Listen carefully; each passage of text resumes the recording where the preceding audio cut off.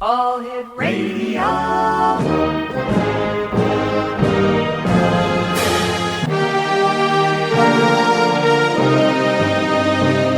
Welcome to the X Zone, a place where fact is fiction and fiction is reality. Now, here's your host, Rob McConnell.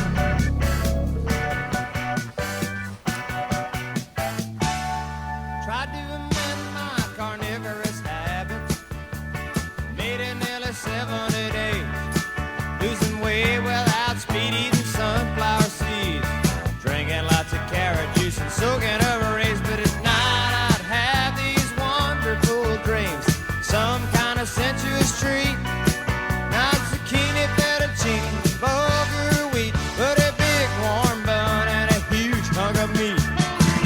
Cheeseburger in paradise, heaven on earth with the onion slice, not too particular, not too precise, I'm just a cheeseburger in paradise. Heard about the old time. And welcome back, everyone. This is the X Zone. I am Rob McConnell, coming to you from our broadcast center and studios in Crystal Beach, Ontario, Canada.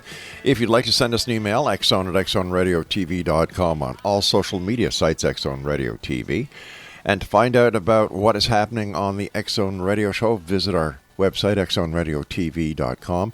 And for all the programming information on the X Zone TV channel that is exclusive to Simul TV, visit simultv.com. You know, Jimmy Buffett brought us into this segment with Cheeseburger in Paradise, which, considering the topic of this hour, is going to be very appropriate. We're going to be speaking to a young lady by the name of, let me see, Brenda GANSKE. Is that how you pronounce your family name, Brenda? Close, but not quite. All right. GANSKE. GANSKE, all right.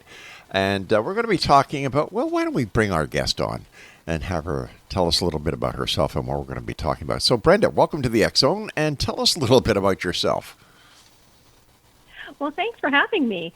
As I said, my name is Brenda, and I'm the creator and host of a podcast called Horrifying History, which we first released in October of 2019. And how I like to describe Horrifying History, it's a place where fact, history, lore, and the supernatural collide. So in each show, we discuss a spooky topic, and we tell our listeners about the history and lore behind it, but then we also present the evidence, the science, the documentation, and the fact behind that same subject. And we allow our audience to decide where the truth actually lies while we tell a story along the way. All right, now we're going to be talking about horrifying history, as you said, and where do you get the topics for your show? Well, I love to tell people I like to educate while I terrify. Now, a lot of our subject topics actually just came from stuff that I've always been interested in or looked into, or stories I've read or heard of as I was growing up. But a lot of them also come from our listeners. We actually have a show that's coming out very quickly. It's about one of the most haunted houses, but it's one of the oldest structures in the States. And it actually was one of the families that reach out to me and ask me to do a show on them. So they come from all over the place. All right, now, why cannibalism? Well, I have a question for you. Sure. Of all the TV movie villains, would you say that one of the most disturbing is Hannibal Lecter from Silence of the Lambs? No, I wouldn't. I would say one of the most terrifying is Jim Carrey in any of the movies he does. True enough. Yeah, no, but now, I can see where you're going with Hannibal Lecter. Yes, I agree. Yeah. Now, the reason why a lot of people don't like Hannibal Lecter himself as a character is because it's not the fact that he just kills people, but he also eats the people he kills. And what he's doing is actually considered to be one of society's deepest and most ancient taboos. The consuming of human flesh is considered to be the ultimate betrayal of humanity. So believe it or not, though, not all cultures share this belief. For example, in ancient China, human body parts would appear on imperial menus. So I thought that I would start today to talk, before we talk about some scary little cannibalism stories, about telling you some facts about it. And these are questions that I've actually been asked by people who listen to our show. Okay.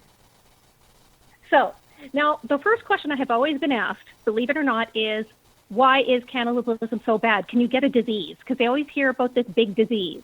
Well, it's actually true. Eating a human brain can cause a disease called kuru, which is actually like mad cow disease. Now, the symptoms start with trembling and, well, you die. It's pretty simple. It actually started with the indigenous people in New Guinea called the Four, and up to the 1950s, they would eat bodies of their relatives to clean their spirits before they moved forward. Now, thousands of people contacted kuru and died, but not everybody did. Here's the interesting fact. Over the last 200 years, some of the Four actually developed a genetic mutation that protects them from the disease, but cannibalism is not done anymore with the Four because of the changing ideology with the times and laws that came into effect. Now, cannibalism itself is actually very rare in the animal kingdom, but it does happen. A lot of researchers believe that this practice speeds up maturing and it actually eliminates future rivals, but it's not very common. Now, the interesting thing is about the whole name of it. It was actually named the Spanish gave a Caribbean tribe, and they called them the Cannibales. The Spanish actually accused these people of ritualistically eating their enemies, but modern scholars don't believe this was done at all. It was only just a propaganda tactic to use to fear or make up fear and hatred against the indigenous population. Now, just getting a little more closer to home, cannibalism actually was practiced in North America. Now, they have found in 2013, archaeological digs discovered there's evidence of cannibalism in colonial Jamestown. And what they found was markings on a skull of a 14-year-old girl that indicated she was eaten by the other settlers during a horrible winter that occurred in 1609. And there's also a lot of huge cannibalistic examples that we could go through history and see, but none is so weird than cannibalism was actually used as a medical treatment. So, for example, in Germany from 1600 to the 1800s, executioners had a side job. They would sell body parts as medicine. So human fat was sold as a remedy for broken bones, sprains, and arthritis. Apothecaries would stock human fat, flesh, and bone to use in their mixtures. Human skulls were often ground into a fine powder and mixed in with a liquid to treat epilepsy. Now, this sounds very weird today, but here's the thing. Many people do eat the placenta after giving birth or make it into pills to ingest. All right, Some now people that's say getting a little it- too strange right? for me. You know, eating placentas. Yeah, well, they do. But people think it actually prevents postpartum depression and it improves mood and energy. But here's the problem with that. So I'm going to have to be very clear in case anyone thinks of doing this. Current evidence shows it actually does cause harm to both mother and child, since these preparations do not destroy any bacteria, viruses, or infections that placenta could contain. So that we've done some myth busting. Do you want to hear some creepy stories about cannibalism? Well, first of all, I guess I'd like to ask you, when is the first recorded act of cannibalism in history?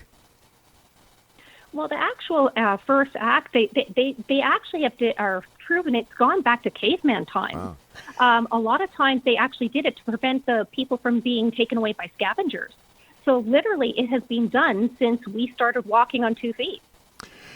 Well, there you go. Imagine going into a restaurant and somebody says, what would you like tonight? Oh, well, I'll just have some rump roast, and bang. That gives a It's a total, rump. it gives you a whole new way of looking at rump roast. You know, as you were discussing that, I've heard of stories of people who have been marooned and people that have been adrift, where they've actually cannibalized one of the other survivors in order to survive. And I guess we never know what will happen unless we're put into that situation where it's do or die. True. And there's actually a lot of different reasons that cannibalism can happen. For example, well, as we were talking with Hannibal Lecter, some people like it, but also absolutely a lot of times it's done for sheer survival. Yeah. But then in other times, I think it's a little mix of the two. I guess it's a polite way of saying it, mix of the two. Yeah. So, are you a horror movie fan? No.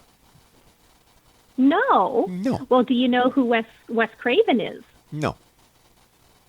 Well, Wes Craven is actually one of the best well-known horror movie makers that there ever was. In the late 1970s, Wes Craven was actually a struggling filmmaker, and he made the first horror film that he put out, which is the classic called The Last House on the Left. Now, he actually didn't want to do just horror movies, but he only could get financing for horror movies. And he soon realized he was pretty good at scaring people. So that's how he became one of the best horror movie filmmakers of all time. Now, 40 years ago, he actually produced another film on a very tight budget you may have heard of called The Hills Have Eyes. Now, in today's standards, this movie is pretty bad. It's pretty bad. Not bad as in film, but it's pretty brutal. So in case, if you haven't seen it or your listeners, it actually just starts with a man named Bob and his wife Ethel and 5 of their family members going in a camper van towards San Diego. An accident happens. The group gets stranded in the desert. Now, 2 men decide to walk and get help, but the rest of the group decides to wait. Now, what they don't know is they're stranded in an area that was used for nuclear testing decades earlier, and that mutated a group of people that now develop the taste of flesh. But here's the scary thing about the movie. It's based on a true story. You mean there are people in the Midwest where there has been nuclear testing that actually go around and eat people? No, that was all West Craven. But the story was actually based off a guy called Alexander Sonny Bean. All right, we're going to have a bit of a cliffhanger here because I do have to take my first break. Uh-oh. Yeah, and X-Zone Nation. Yes, we're going to be talking about cannibalism and much more on this hour here in the X-Zone. If you'd like to send me an email, xzone@xzoneradiotv.com. And, of course, you can always check us out on all the social medias. X-Zone Radio TV. I'm Rob McConnell. Don't go away. Wonderful dreams, some kind of sensuous treat. Not zucchini, fettuccine, bulgur wheat, but a big warm bun and a huge hunk of meat. Cheeseburger in paradise, have it all with the onion slice. Not too particular, not too precise. I'm just a cheeseburger in paradise. Heard about the old time sailor men.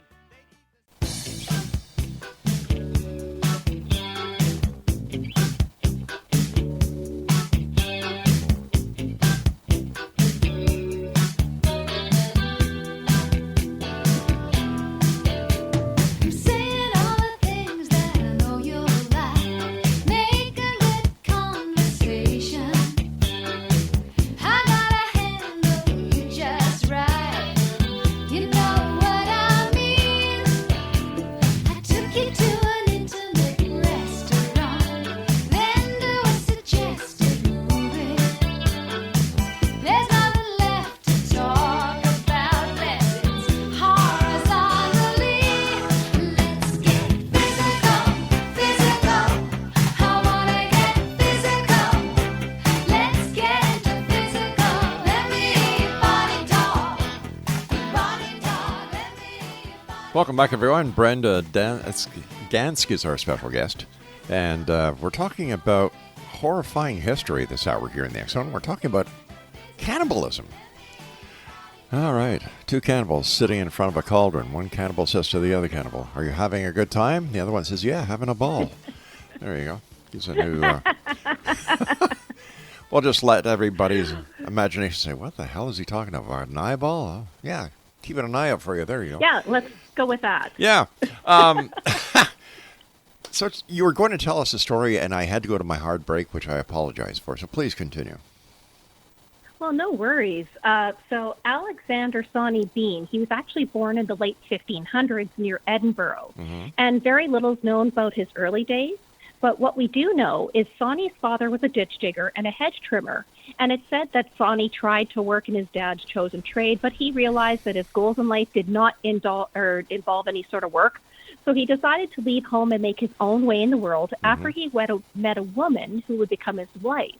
Now, this woman's name was Black Agnes Douglas, and she was said to be exactly like Sonny. She didn't want to work for a living. So they decided to remove themselves from society and live in a sea cave on the coast. Now, to support his wife, Sonny decided to start ambushing and robbing people who were traveling along the roads that connected the villages in the region. Now, from the very beginning, Sonny would murder his victims and prevent them to go to the authorities. But what would he do with the bodies? Well, if you're Sonny, you would just take up cannibalism. Now, this was actually kind of smart in a sick way. It not only got rid of the bodies, but it stopped the couple from having to make unnecessary trips out to get provisions. So as the years passed, the Bean family started to grow, and according to legend, Sonny and Agnes had 8 sons and 6 daughters, and soon they had grandchildren because they were products of incest. Now, Sonny and Agnes, they taught their growing clan to survive just like they did by robbery, murder, and cannibalism. Now, soon the family hit 45 members, and they would all murder victims, eat until full, and then pickle the remains in large barrels so the leftovers would be taken care of. It was like the 1500s Tupperware. So they started taking parts of bodies like a foot here and a hand there and put it in the local waterways to make it look like animals were responsible for the missing people. But even so, a lot of people were going missing, so people started to notice, and locals started to make efforts to find out who the perpetrators were and to try to bring them to justice. But the problem was that the cave that the Bean family lived in was well hidden, and the mouth of the cave would fill with water at high tide, which made it invisible to passersby. Also, the Beans actually hunted at night, so that way they weren't seen.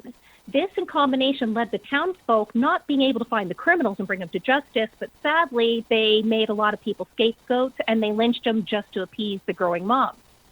So I have to put in my bad joke here. Okay. Eventually, the Bean family, they bit off more than they could chew. Oh, I like that one. That's So cute. One night they actually went out hunting, and they spotted a family that was coming home from a fair. Now, they looked like they were easy targets, but they actually weren't. When the Beans attacked, they were surprised to discover the man was actually a really skilled fighter, and he did so, and he was carrying a sword and pistol. But by the time he was actually able to chase away the Beans, his wife was dead and already disemboweled. A separate group of people leading that same fair saw the attack and came to help, but the Beans got away, but now they were known. So after this event, the group traveled to Glasgow to report the attack and the murder to the magistrates. They brought this news to King James VI, who was on the throne of Scotland at the time. Now, King James was so shocked by this, he decided to actually take action himself, which was very rare then. He, along with 400 men, took out bloodhounds to the site of the slaughter. Now, the hounds quickly found the cave, and the Beans surrendered without any fight. Now, when people entered the cave system, they were shocked with what they found. It was filthy. There was body parts hung on the walls to dry, while others were in the barrels and the jars. Possessions of all the lost people were just dumped in piles around this cave. So the family was then put into chains and brought to a place called the Old Two Bulls Jail in Edinburgh. It was decided that these guys were so bad, they didn't even deserve a trial due to their actions. It was immediately decided that action had to be taken. So they cut off the guys' hands and feet and their boy stuff, and they were left to bleed to death. The women were then all burnt at the stake. Now, the Beans' reign of hungry terror then came to an end, but the story of the Alexander Bean and his family has been actually debated for years. Many believe it's true, even though there's a lack of documented evidence of their existence or of the trial and execution. Others think that's lore that developed over time, but nevertheless, it actually does point to maybe it's not true. And the reason is, there was Jacobite risings around that time. Now, these Jacobite risings were a series of rebellions and wars with Great Britain and Ireland that occurred between 1688 and 1746. These uprisings had the goal of returning what the Scottish thought was the rightful king to the throne, which was James II of England or James VIII of Scotland. He was actually the last British monarch, and his descendants of House of Stuart actually did ascend to the throne of Great Britain. But during this time, the English press regularly portrayed their enemies, especially people from Scotland, in a negative light or having an evil nature. So some people think that actually they could have just invented this story to make the Scottish look backwards and uncivilized. And there is even speculation that Daniel Defoe, who wrote Robinson Crusoe, actually wrote the story. But the interesting thing is, this whole story is a cottage industry in itself. If you go to Edinburgh, it's a huge attraction there, and it is one of their most popular attractions. And it also got published so much that it actually caught the eye of Wes Craven, and he was so inspired about a story that he read about Sonny Bean that he actually went and wrote his movie. But it actually helped influence another famous horror film, which was the Texas Chainsaw Massacre. That one I remember, and it was pretty gruesome. You know, it seems that the Scottish are pretty good at cottage industries because they did the same thing with the Loch Ness Monster. Exactly. Yeah. Why do you think in today's I society... would do it. Yeah. Well, you are doing it in a way. I am. Yeah. Why is it that people have an interest in cannibalism. You know, like why would we just not say, oh, look, it's part of dark history. Let's just leave it alone and move forward. Well, I honestly think it has to do with what I was saying earlier about the taboo of it. And if you think about it, what is the worst thing you can do? Really, there's a lot of bad things you can do out there. What is the absolute worst thing that you can do to another person is really to obliterate them away from existence. And what better way than cannibalism? When you said, you know, when you were talking before, and you were talking about, you know, what's the worst thing you can do to a person? I was going to say, well, not pay your taxes, because Revenue Canada can be pretty hard. Well, they're bloodsuckers. They can find you. Oh, they can. If anybody can, they can. Tell us a little bit. We've got about 2 minutes before I have to go to my next break. Tell us a little bit about your show. Well, our show, we actually are out on every major podcast provider like Apple Podcasts, Spotify, Podbean. But we also have a YouTube channel where you can not only listen to this podcast, but our other unique shows that we put out. And our show, well, I'll just say we're very unique. I got a letter today from one of our fans, and who's telling us about, I'll put it this way, one of our shows, I'll just say it's show number 30 that we put out. And it's very unique. It is talking about the origin stories of a lot of commonly used products. And one of them, I'll just give an example, is the treadmill. The treadmill was actually invented as a torture device for prisons, which makes a lot of sense if you've ever been on a treadmill. So one of those items is Lysol products, which I'm not going to tell you on air what it was originally invented for. So our listener wrote, and she says, I was listening to this. I just moved. I was unpacking my house, and my husband walked in just when you were talking about Lysol. And he went right on the phone, and he was talking to my mom about the shocking thing he heard about Lysol. And she says, I had to actually explain it to him. And once I did, she says, everybody laughed and thought it was hilarious and had no idea that Lysol was not invented to take away bacteria off of surfaces in our kitchen. Fascinating. All right, sure. Why can't you tell us about it? Well, I'll give you a hint. Okay. It was used for birth control. Okay. I've got many pictures of that one, you know. Wow. You wouldn't have guessed it, would you? No, I wouldn't have. And that's the last time I used Lysol on our kitchen counters, I guess. Yeah, I'm a non-Lysol user after finding that out. Gosh. All right, please stand by, Brenda. You and I have to take our news break at the bottom of the hour. And Exo Nation, our guest this hour is Brenda GANSKE. And if you'd like to listen to her show, it's available on, like Brenda was saying, on all major audio platforms on the net. Her website is www.horrifyinghistory.podbean.com. That's www.horrifyinghistory.podbean.com. And we'll both be back on the other side of this commercial break with the news as we continue here in the X Zone with yours truly, Rob McConnell, from our broadcast center and studios in Crystal Beach, Ontario, Canada. All right, we have a brand new show starting on the X Zone Broadcast Network. Sue London, the pet psychic, is going to be joining us. Her show is entitled Ask Sue London, the Pet Psychic, and she's going to be on the X Zone TV channel as well as on the X Zone Broadcast Network. So interesting times. Her first show is going to be airing, I believe, the second week of December. For more information, check out our website, www.asksuelondon.com. I'm Rob McConnell. Don't go away. Then do a suggested movie. There's nothing left to talk about unless it's horizontally.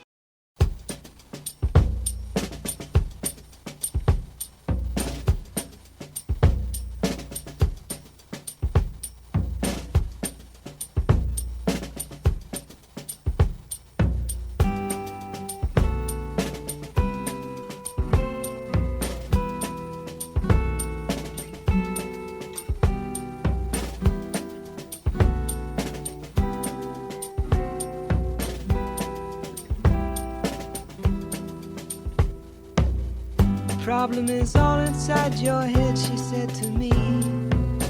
The answer is easy if you take it logically. I'd like to help you in your struggle to be free. There must be 50 ways to leave your lover. She said it's really not my habit to intrude.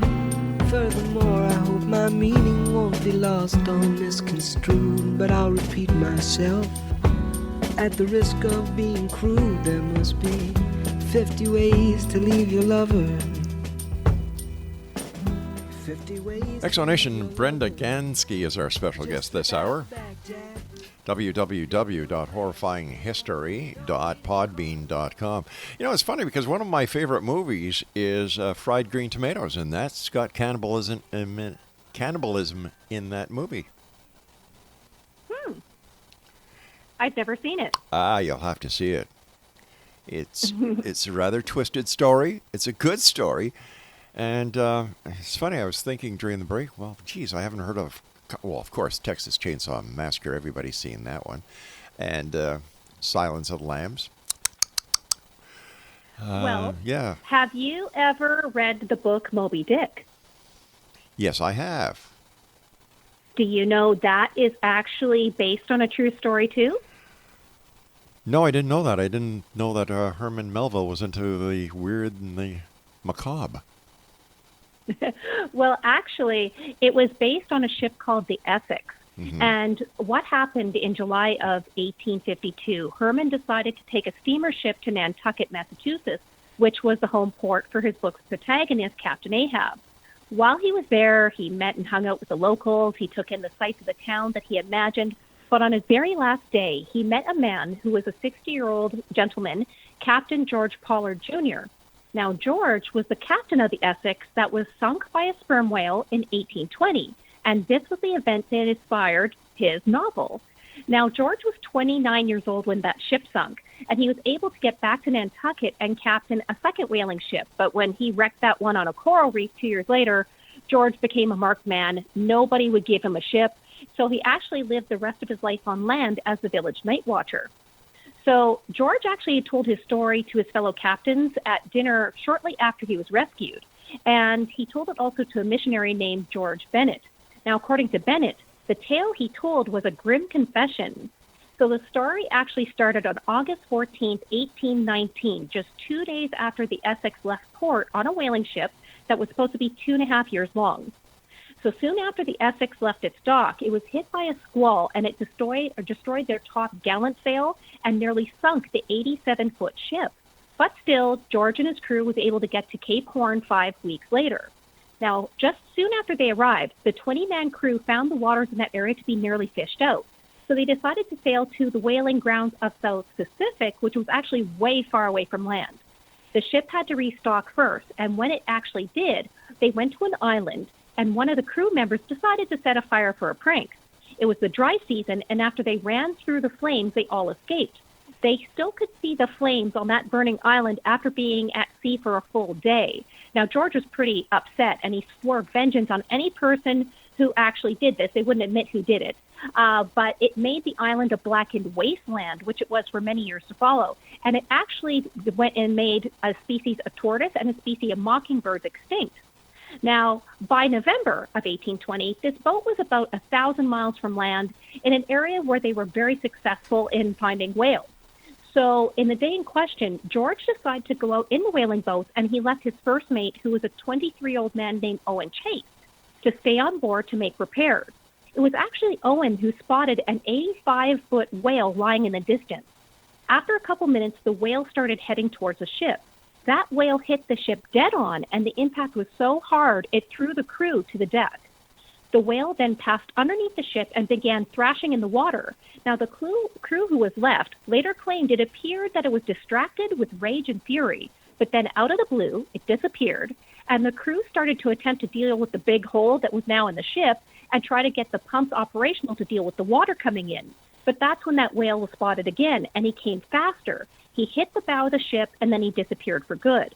Well, at this point, water started pouring into the ship, and it was so fast that the crew could only lower their safety boats and put them in their food and instruments, water, before the Essex just turned to its side and started to sink. So meanwhile, George was in the distance, and he saw his ship in distress. He came back, and he asked the first mate, okay, what'd you do? And he said, and I quote, "We have been stoved by a whale." Now, the men actually didn't want to leave the doomed ship, but the captain, he had a pretty good plan, he thought. They would travel to the nearest island for help. They had 3 boats and 20 men.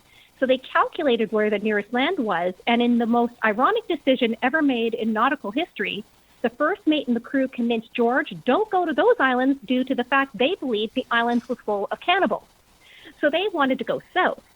So the distance was farther, but they thought they could just get some trade winds or they'd run into another whaling ship and they'd be fine. So George then sided with his men and gave the order to travel south. From the beginning of this part of their adventure, this trip was just plagued with even worse luck. Salt water had saturated their food rations, so when the men ate it, they were dehydrated. The constant beating down of the sun didn't help, and believe it or not, George's boat was actually attacked by a killer whale. Now, 2 weeks later, they actually spotted land, but it was barren. Another week passed, they started running out of supplies. By mid-December, after they were at the sea for weeks now, the boats began to take on water. Their small portions of rations started taking their toll. Now, one man was reported to stand up, demand a dinner napkin and water before he fell over and had a seizure. He died that same day. So as at this point, the starving crew decided they had to actually sever the limbs from the body, cut the meat from his bones, remove his heart, and commit the rest of the body to sea. So that's when they started roasting body parts for supper. Now, over the next week, 3 more sailors died and had the same fate as the first guy. The rationed human flesh didn't last. Now, the survivors said the more they ate, the hungrier they got. Now, soon the men on the boats became so weak, they started to reason without any more food, they were all going to die.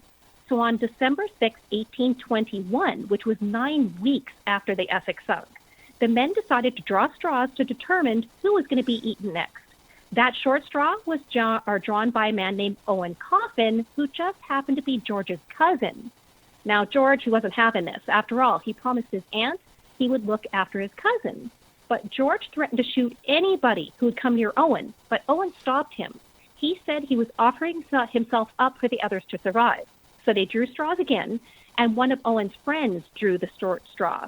The friend killed Owen, and soon there was nothing left.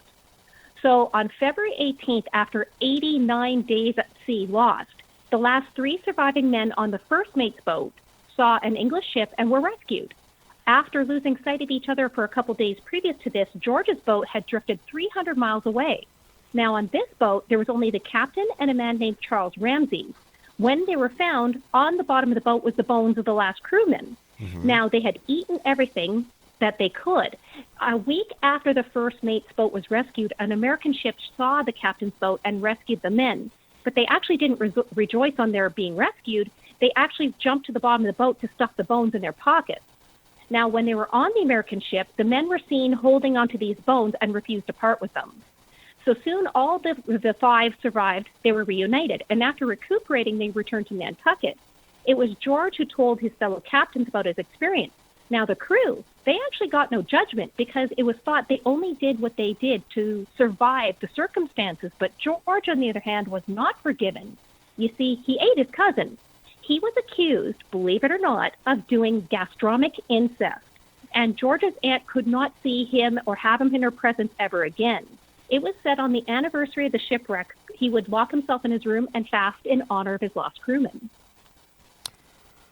Wow. Talk about a total twist of a tale. Yeah, gastronomic incest? Yeah.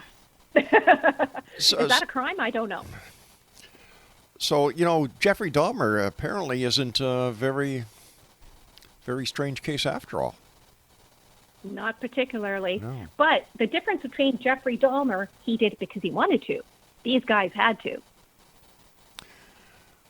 Well, if somebody is mentally ill and they have to do something like cannibalism, is it that they wanted to or that they had to? True. Again, it's hard to say. Yeah. We never know what's going on in somebody's brain. True, very true. As we're both in Canada. You're in Ottawa, and I'm in Ontario, and I'm over here in Crystal Beach, Ontario. Are there any cases in Canada where cannibalism has been established as a fact? Not that I can find, believe it or not. Wow. But again, our history hasn't necessarily been recorded back as far as other places. And I find in certain areas they actually go and try to hide this. A great example of this is the Donner Party. For years, again, these people Yeah. had to do what they had to do to survive. All right, hold but on. in the same breath, they had to hide it. Okay, we're going to have to take our break. This is our final break for this hour. Nixo Nation, if you'd like to find out more about Brenda, her website, visit horrifyinghistory.podbean.com. And Brenda and I will return on the other side of this break as the X Zone continues from our broadcast center and studios in Crystal Beach, Ontario, Canada. Don't forget, Ask Sue London, the pet psychic, is coming here to the X Zone Broadcast Network. And she's also got a TV show that we're going to be producing and having on the X Zone TV channel that is exclusive to Simul TV. More about exciting programming coming to you right here on the X Zone Broadcast Network and on the X Zone TV channel later on in tonight's show. Don't go away.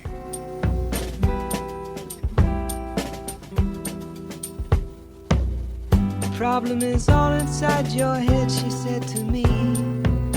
The answer is easy if you take it logically. I'd like to help you in your struggle to be free. There must be 50 ways to leave your lover.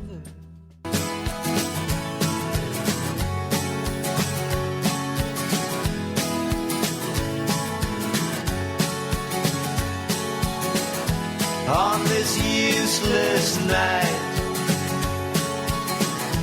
with you so far away, I stand in front of this Ferris wheel and I wonder, what am I doing here?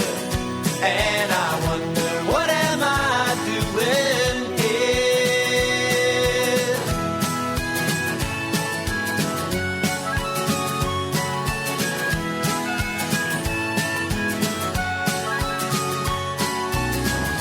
And all the drunks just stumble by. Exonation Brenda GANSKE is our special guest. Her website is www.horrifyinghistory.podbean.com. And Brenda, is cannibalism only affected if you eat another member of your own species? For example, if somebody likes their steaks very, very rare, and they eat it very rare. No, I'm serious. I'm serious about this. Is that considered to be partly cannibalism? Well, if that's true, I'm a cannibal because You and me I love both, yeah. blue rare steak. You and me both. That's it's nice to know I'm in good company. But is there a connection between people who eat raw meat and cannibals? Well, I would have to say no because basically, by definition, it has to be your own species, and I tend to like raw cow, not raw humans. But there is people out there that do like raw humans, so I'm not sure. All right, let's go one step further. Is vampirism part of cannibalism, or just because you drink the blood or bodily fluid of another human doesn't make you a cannibal? Under definition, no, but cannibalism and vampirism is a whole different thing. If you look at the history behind vampirism, they actually do believe now that it's been tied to where there has been outbreaks of vampirism. They have studied historically, and at the same time, they've had breakouts of rabies. It would explain a lot. It would. Tell me about Alfred G. Packer. Well, this guy is a very unique guy. He holds a very unique place in American legal history. He is the only U.S. citizen who has been charged, tried, and convicted of murder and cannibalism. Now, believe it or not, Dahmer wasn't. It was just murder. So to tell you a little bit about Alfred, he was born in Colorado in 1847. He spent his early years drifting throughout the Utah Territory while supporting himself as a con artist. He mostly claimed he was a very experienced mountain man, but in the fall of 1873, he convinced 20 people in Salt Lake City to financially support an expedition up to Gunnison River in Colorado. He claimed this river was full of gold, and he would lead them there if they funded his trip. So Alfred was leading the group, and they made their way to the San Juan Mountains and pretty well got lost immediately. The party was near starvation when they found the winter camp of the local Ute indigenous tribe. Now, the indigenous people nursed them all back to health, and they warned them, turn back since the snow from the winter always blocks the mountain trails. Half the party listened. They went back to Utah. Those guys were the smart ones. The other 10 decided not to because they believed in their guide and his tales of gold, so they stayed with Alfred. The indigenous tribe then gave him supplies and advised them to follow the river upstream for safety, but, Alfred ignored this, and he went right back to the mountains. After he did, 5 more people clued in that this was a really bad idea and turned back. The other 5 was fueled by gold fever, and they continued on. Days later, they were exhausted, they were half frozen, they were out of food when they found a deserted cabin. Most of them just said, we want to go back to Salt Lake City, but Alfred didn't want to go. He was broke, and returning meant he would not get any money from the group. So when everybody was asleep, Alfred pulled out his gun. He shot 4 of them, who died instantly, but the 5th woke up with the noise. This guy tried to defend himself, but Alfred hit him in the skull with his rifle, killing him. He then robbed them all, and then he did something else. He decided to make human jerky. Oh. So, with his strength returned with all that human jerky, he packed the jerky to get him back to a place called the Los Pintos Agency. Several miles out, Alfred then dumped the jerky out of his backpack to conceal his crime. When he got to Los Pintos Agency, he was welcomed with open arms by the commander of the agency, which was a man named General Adams. Now, Alfred was offered food, but instead, Alfred only wanted whiskey, and he said, oh, no, I'm not hungry. Well, this made people suspicious. I mean, he's out in the wilderness for a long time. He looks pretty thin, but he doesn't want any food. So this is when Alfred pulled out his big bankroll, and people started asking a lot of questions. Now, Alfred's explanations of his time was pretty vague and contradictory. He first alleged he was attacked by the indigenous population, but then he changed his story and said that some of his party went completely mad and attacked him. But then 2 of the UT warriors discovered the remains of the jerky that Alfred discarded, and they reported this to General Adams. Adams ordered for Alfred to be immediately locked up, and he sent a lawman who was named Lottier to the crime scene to investigate. But somehow, as Lottier was doing his investigation, Alfred managed to escape prison. He made his way back to Utah, and he lived for the next 10 years under an assumed name. Now, one day, a member of the original party of Alfred saw him and recognized him. Alfred was then arrested on March 12, 1884, and he returned to Colorado for trial. Now, of course, Alfred was like, oh, no, I'm innocent here. But soon the evidence made it pretty obvious what he did. This is when Alfred confessed, but he didn't just confess. He started to revel in all the attention he was getting in the press due to the trial, and he started talking about the merits of eating human flesh during the trial itself.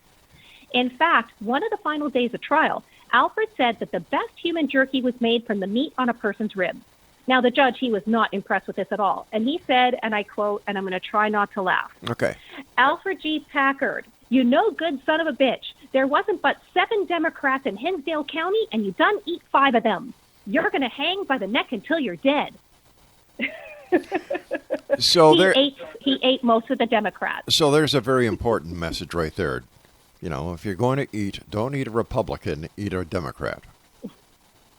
They're tastier, apparently. Apparently. Now, the funny thing is, Alfred actually got away with what he did due to a technicality. Now, here's the technicality. His lawyer appealed his conviction due to the crime was committed in 1863 in the territory of Colorado. But the trial began in 1844 in the new state of Colorado. The state constitution was adopted in 1876, and it did not address this type of crime. So they had to drop the charges down to manslaughter. So therefore, they couldn't hang him. So Alfred was then re-sentenced to 40 years in prison, and he was paroled in 16. He was freed in 1901 and spent the rest of his days working on a farm as a farmhand, and he was living near Denver before he died in 1907 in his sleep. You know, for some strange reason, I find myself getting very hungry as we progressed through this hour. Are you wanting ribs? No, a nice, really raw steak. You know, what's the name of that? Well, the next time I'm up there, I'll go take you for a steak. All right, and you and I will eat it raw, and we'll have everybody look at us, and we'll say, hey, we're just chewing the fat. Oh, sorry. Couldn't help that one. So listen, what's next for you? You know, like you're a very interesting young lady. You're a Canadian, which I'm very proud of. So tell us more. What's next for you? You've got this successful podcast going on, and where do you go from here? Well, That wasn't planned, actually. I originally started Horrifying History just because it was a hobby, honestly. A girlfriend of mine had, I was living in Alberta, started a podcast, and being a good friend, got to listen to it. Yeah. And she asked me to be on her show, and that's when I came up with the idea. I didn't expect it to be successful, but with that, we've branched out a lot. And thankfully, I have a great team behind me. Thank God for them. We actually have developed a lot for our YouTube channel. We've developed a show called History Cole's Notes, which is a synopsis. As you know, Cole's Notes is a synopsis of something. Yep. And we take the most commonly asked history questions and we answer them. For example, what is Prohibition? We did a limited series about 15 shows. We are now moving on to our third show that we're planning right now. And I think we're going to be doing the very first paranormal game show that I've ever seen. So it's going to be interesting. It's going to be coming out this winter. Actually, there already is a paranormal game. Are you talking about a board game or a TV game? Nope. It's going to be like a game show, TV show. There's already one out, and it came out in 1993. I wonder if it's going to be like ours. I don't know. I was the executive producer for it, so that's how come I know it goes back to 1993. Oh. Well, what was that one about? The paranormal.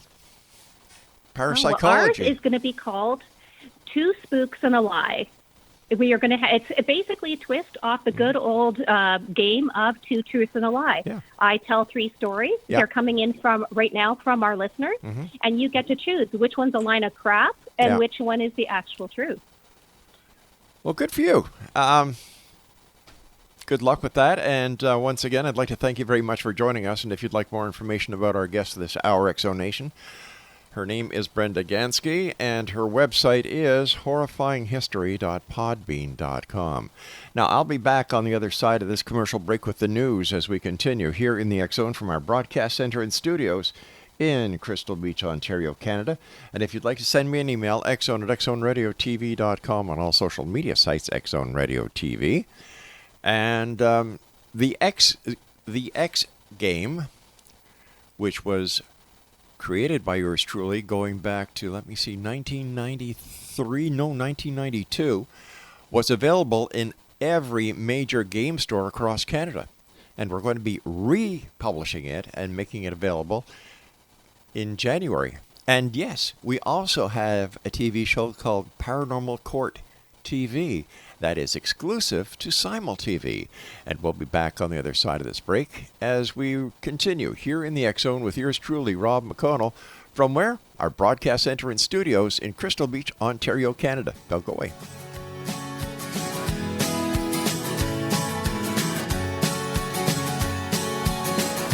On this useless night, with you so far